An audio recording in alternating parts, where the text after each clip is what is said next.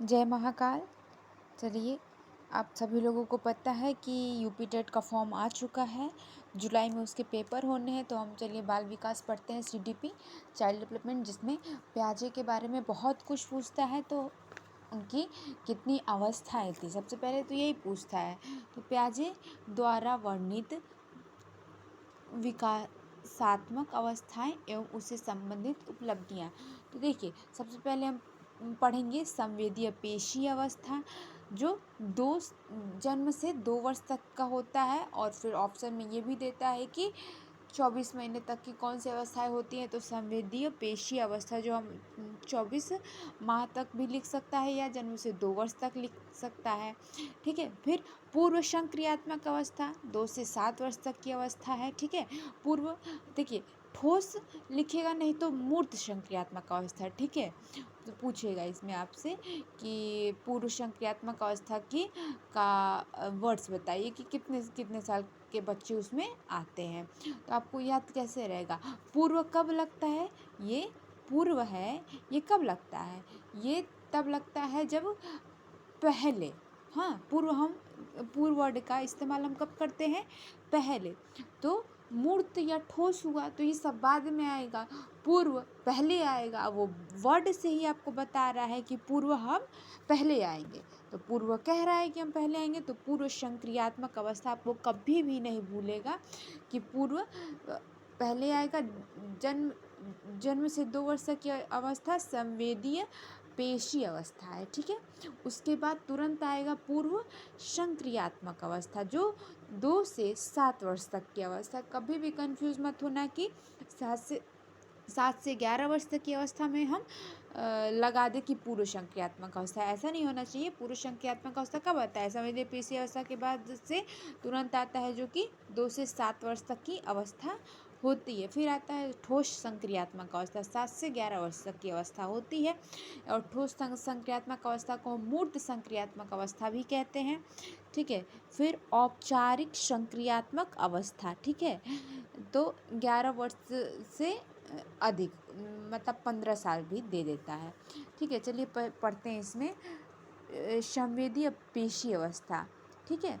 यह जन्म से 24 महीने तक की अवस्था होती है। इस आयु में उसकी बुद्धि उसके कार्यों द्वारा व्यक्त होती है। ठीक है। ऐसे हम आपको डीपली समझा दे रहे हैं अच्छे से कि जब बच्चा जन्म लेता है, हाँ, तो 2 वर्ष तक की अवस्था हमारी हो गई संवेदीय पेशी अवस्था। और वह जन्म से 24 महीने तक की अवस्था होती है। ठीक है। आप उसको 2 वर्ष तक कहिए या फिर 24 महीने तक कहिए। इस आयु में उसकी बुद्धि उसके कार्यों द्वारा व्यक्त होती है। ठीक है। वो अपनी बुद्धि कैसे बताता है आपको? अपने कार्य करके बताता है। जैसे उदाहरण ले लीजिए कि चादर पर बैठा बालक चादर पर पड़े दूर खिलौने को प्राप्त करने के लिए चादर को खींचकर खिलौना प्राप्त कर लेता है। तो अपनी बुद्धि बताता है वो कैसे लेता है खिलौने को।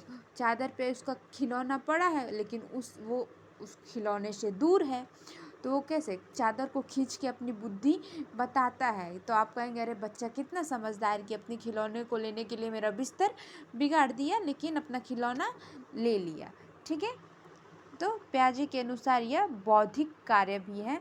प्याजे ने सेंसोरी मोटर अवस्था को पुनः निम्न 6 अवस्थाओं में विभाजित किया। ठीक है। जैसे रिफ्लेक्स एक्टिविटीज़, ये जन्म से 1 माह तक की अवस्था है। Primary circular reactions, secondary circular reaction, coordination और सेकेंडरी रिएक्शन। ठीक है। ट्रिटेरी सर्कुलर रिएक्शन, हाँ, final stage of this period. ठीक है। ये सब उतना इम्पोर्टेंट नहीं है, जिसको अगर नोट्स बनाना हो तो एक बार बता देगा तो मैं भेज दूँगी। हाँ। फिर आगे आपका पूर्व संक्रियात्मक अवस्था, जो कितने से कितने वर्ष तक के लिए है? 2 से 7 वर्ष तक के लिए, या 2 से 7 वर्ष तक की अवस्था होती है। ठीक है। इस अवस्था में वह नई सूचनाओं और अनुभवों को संग्रह करता है। अब जैसे जैसे बच्चा बड़ा होगा वो क्या करेगा? नई नई सूचनाओं को ग्रहण करेगा। ठीक है। वह अपनी अवस्था की अपेक्षा अधिक समस्याओं का समाधान करने योग्य हो जाता है। जैसे जैसे बच्चे बड़े होंगे वो समझदार होते जाएंगे। बच्चे की जैसे जैसे बुद्धि कब बढ़ती, जैसे जैसे उसका एज बढ़ता जाता है। ठीक है, तो जैसे मान लीजिए कि वो अपने समस्याओं का समाधान करना भी सीख जाते हैं। ठीक है, पूर्व संक्रियात्मक अवस्था में, इस अवस्था में उसमें आत्म केंद्रिता, ये जरूर पूछता है पूर्व किस अवस्था में आत्म केंद्रिता होता है, तो पूर्व संक्रियात्मक अवस्था में भी आत्म केंद्रिता पाया जाता है। ठीक है, इस अवधि के अंत तक जब बालक में कुछ सामाजिक विकास उन्नत हो जाता है तब उसकी यह आत्म केंद्रिता कुछ कम होने लगती है। ठीक है, पियाजे का विचार है कि 6 वर्ष से कम आयु के बालकों में संज्ञानात्मक परिपक्वता का अभाव पाया जाता है। ठीक है, जो बालक 6 वर्ष से कम है, ठीक है, उनमें संज्ञानात्मक परिपक्वता, अभी वो संज्ञानात्मक में एकदम परिपक्व नहीं हुए हैं। ठीक है, थोड़ा बहुत वो अभी कमज़ोर है उसमें संज्ञानात्मक विकास में। ठीक है, तो ये पूछा जाता है आपसे कि पियाजे ने किस पे बल दिया था, संज्ञानात्मक विकास पर बल दिया था। हमेशा याद रखना, पियाजे ने संज्ञानात्मक विकास पर बल दिया था। ठीक है, फिर आगे आपका ठोस संक्रियात्मक अवस्था, इसका 7 से 11 वर्ष तक की अवस्था है ये। इस अवस्था में यह विश्वास करने लगता है कि लंबाई, भार तथा अंक आदि स्थिर रहते हैं। ये वह अनेक कार्यों की मानसिक प्रतिभा प्रस्तुत कर सकता है।